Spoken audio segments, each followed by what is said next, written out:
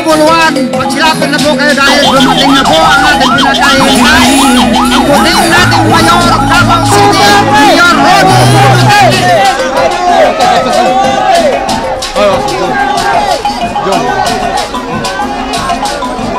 Duterte.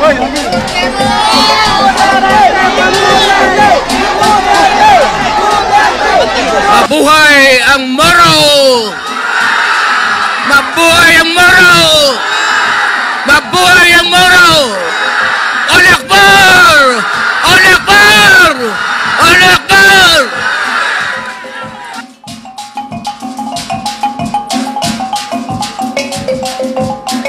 Ako po'y tumatakbo ng presidente. Kasi ayaw ko sana. Pero binabantayan ko yung lahat na kumandidato ng presidente noong nakita ko na walang pag-asa ang Mindanao at tayong lahat dito, kima Kristiyanos o Mamoro, sabi ko masama ang lagay. Bakit? Pinangakuan nila ang Bangsamoro ng BBL. Sinabi ko na noon, duda ako dyan, ididribo lang nila.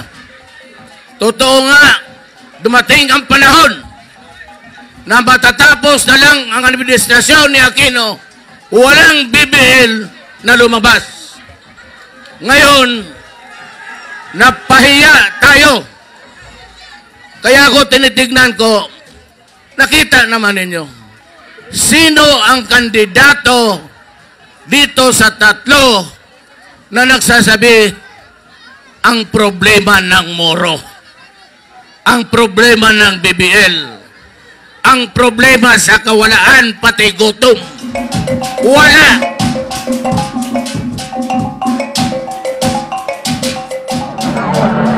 Si Duterte, tapat na tao.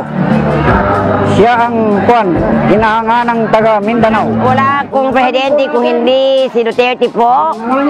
Kasi ang gusto ko po ay makuha siya for the first time na presidente sa Mindanao. Gusto ko magkaroon ng pagbabago because of his program of changes in the system of our government, especially that Duterte's program is federalism.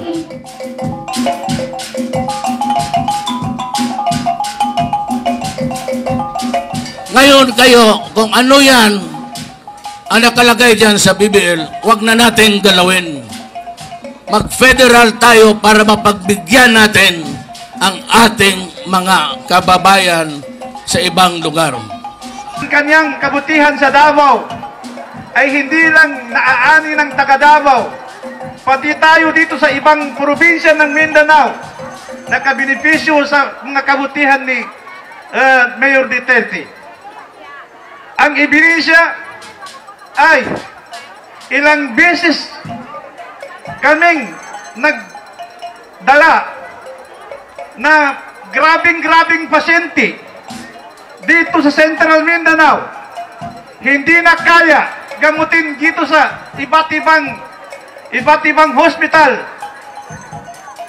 dahil sa kawalan ng pera, kawalan ng pasilidad ng hospital. Pero pagdala namin sa kanya doon sa Davao, ang tao, ang pasyenteng hindi lang 50-50 ang buhay niya, kay 80-20, 80 na ang pagkamatay niya, pero nakasurvive pa rin dahil sa tulong ng pamahalaan ni Duterte. Ako lang ang nagmamalasakit sa inyo. Alam ninyo yan.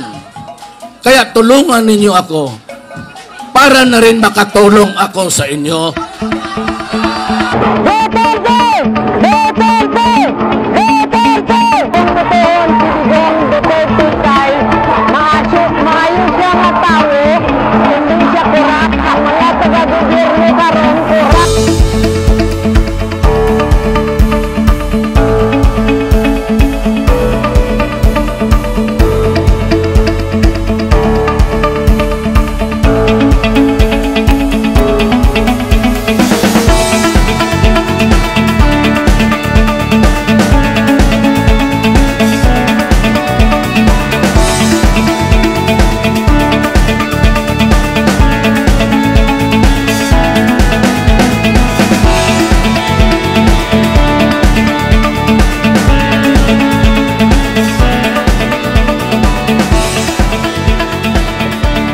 College of Law.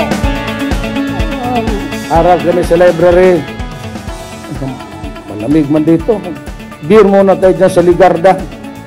Di ba, Mindiola? San beda ako eh. Tapos sa baba may Ligarda. Yan, kanto na yan kung mapunta kayo. Ice cold beer. Sabihin mo, sino, di nag-inom si Duterte, Dre? Ano order niya? Di ice cold beer. Ice na sa sulod-subong. Oo. At pag graduate sang College of Law, 76, okay naman. Kung may problema daw, abogado ng valedictorian si Arto Gade, training manager sa Clark Airways, Clark Development. Pareho man diploma namon. Talo admission to the bar, huwag man gibutang ang grado namon dyan. Ngayon, sila na Sonny Dominguez became the president of PAL, Agriculture Secretary ni Cory. Tugade, valedictorian, manager ng... Ako lang naman, so naging fiscal, naging mayor.